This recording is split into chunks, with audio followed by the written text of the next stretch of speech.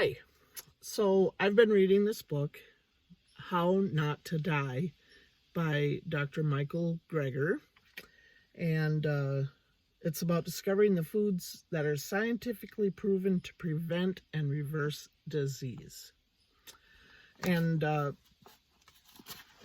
one chapter, chapter 6, How Not to Die from Diabetes.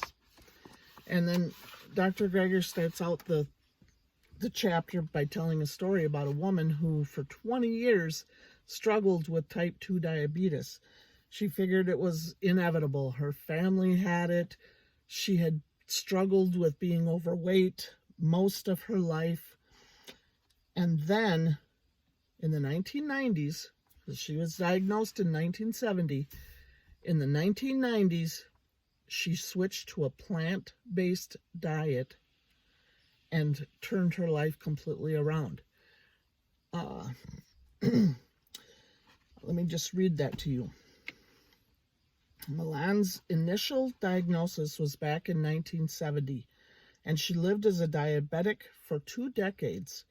Then in the 1990s, she switched to an entirely plant-based diet and completely turned her life around. Today, her energy levels are better than ever. She looks and feels younger, and she's finally been able to maintain a healthy weight.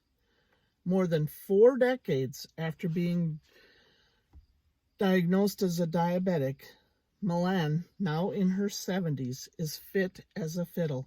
She even teaches high-intensity Zumba classes. She didn't find some wonder drug or trademark diet. She simply decided to eat healthier food. And that's one thing that, and I'm not bashing drug companies. I do feel that there are some situations where medication is probably really necessary. What I'm saying is, let's look at what we're eating. Let's look at what we're putting in our mouths, and let's take a good hard look at it. Let's look at those food labels. Let's look at plants. Let's look at vegetables. Let's look at fruits. And really, honestly, I've written a lot about how a lot of this stuff really kind of tastes nasty. But in the long run, it's those foods that are going to make us healthier and better. So why wouldn't we want to eat them, even if sometimes they taste kind of nasty? Now, one gentleman who commented on one of my blog posts said that he didn't like vegetables, and his wife kind of experimented around, and she figured out a way to make the vegetables in a way that he liked them.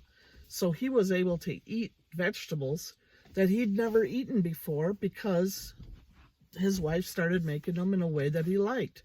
And that was the same for me with Brussels sprouts. The first time I had them, they were so nasty, I didn't think I'd ever eat them again. I said, no, they're just not for me.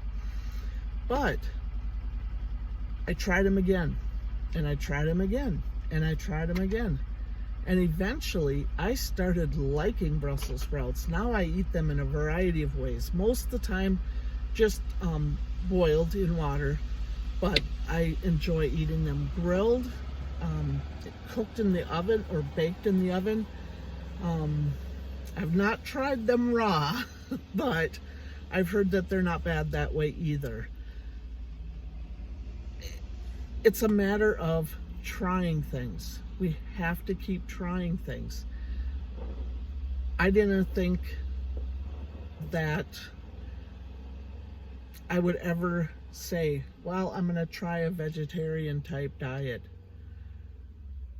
But I'm saying it because all those facts and figures can't be wrong. They must have got the information from somewhere. And if people are actually changing their lives and turning their lives around and having more energy, then why wouldn't we do this? They're losing weight. Losing weight is hard. If you've never had to try to lose weight, let me tell you, it's hard. But the benefits are there. The benefits are proven. And I'm going to continue to read this book, How Not to Die, and I'll share more with you later.